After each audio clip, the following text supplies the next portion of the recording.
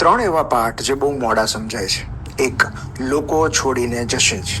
તમે ગમે તેટલી મજબૂતાઈથી પકડીને રાખો, અમુક સમય અને સાથ હાથમાંથી છૂટી જ જશે. જે બહુ ગમતા હોય એવા પ્રકરણો હંમેશા ટૂંકા હોય છે, પણ એક ગમતા પ્રકરણના અંત સાથે જ એક નવા અધ્યાયની શરૂઆત થતી હોય છે. બે, આ જગતમાં સૌથી મોંઘું કશુંક હોય તો એ શાંતિ છે, કારણ કે એ ખરીદવા માટે ઈગો વેચવો પડે છે. સાચા હોવાની જીદ અને દલીલો જીતવાની હઠ ખર્ચવી પડે છે. એટલું જ નહીં, ક્યારેક શાંતિની સાથે એકલતા ફ્રીમાં આવે છે, પણ એકવાર કિંમત ચૂકવી દીધા પછી એના રિટર્ન્સ આજીવન મળ્યા કરે છે.